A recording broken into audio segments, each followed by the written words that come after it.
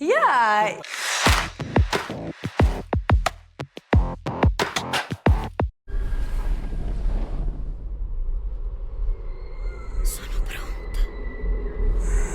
First of all, vampires have always been used as a metaphor to explain troubles in our community.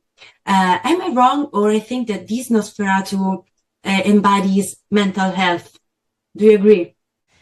Yes, I think that's definitely an aspect of this story. I mean, I think, you know, we meet Ellen at a time where there is not a lot of room for women to struggle with mental health or to really struggle with anything. You know, at the time it was like women were supposed to be kind of these few things that were set out for them, and there was not a lot of room for them to be complicated, and for the people around them to like create space for that. And so I think absolutely there's a huge aspect to this, which is that Ellen is you know, in other words, like struggling with the darkness within herself, and that's why she calls out to Nosferatu, to Count Orlok in the beginning, is that there is this darkness living within herself, and I think she doesn't know how to kind of reconcile with that within herself. And I think that as much as this is a story about kind of combating the evil that you come across in the world, it's also about, you know,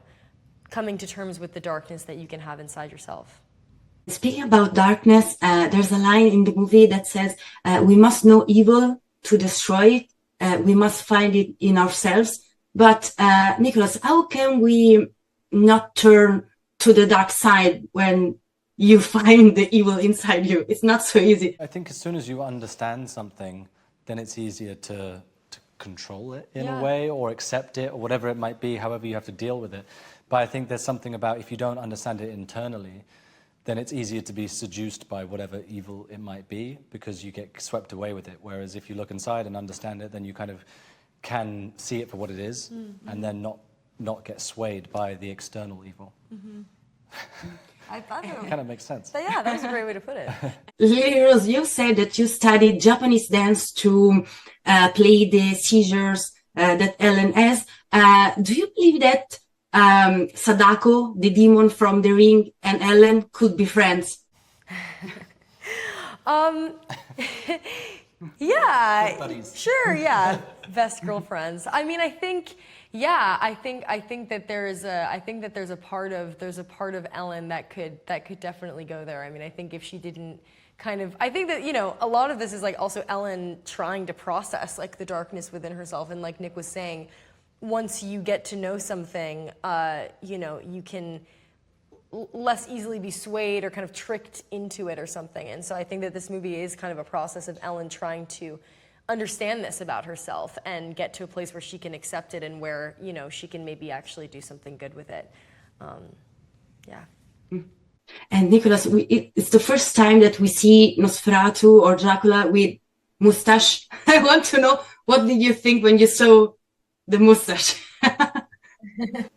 When I saw Bill's complete look, it was something that felt so real and rooted in history and felt like a real person. It didn't feel like Rob and Bill were trying to create a scary monster. It felt like they were trying to create something that existed, someone who existed and has become this. And that's what's more scary about the character, but also kind of appealing for, I suppose in a way, for Ellen and the other characters in the movie. At a point, it's not just this hideous creature that's been created. There's something quite a nobleman who's become this. And so there was something about the costume, the makeup, everything that Bill brought to life that was, it was a real dichotomy and mix of things emotionally as well as being terrifying. And Prof von Franz is a man of science, but he understands that we can't rely only on technology.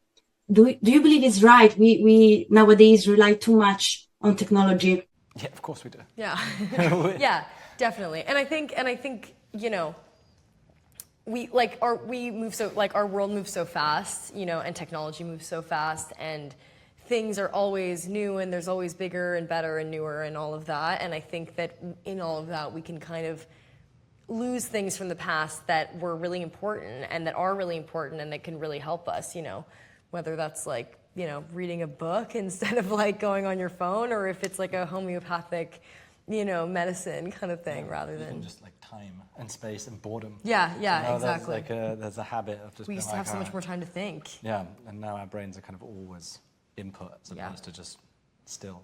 Absolutely. Thank you so much. You're both amazing in the movie. Thank you. Bye. Rest of the day. Have a good one.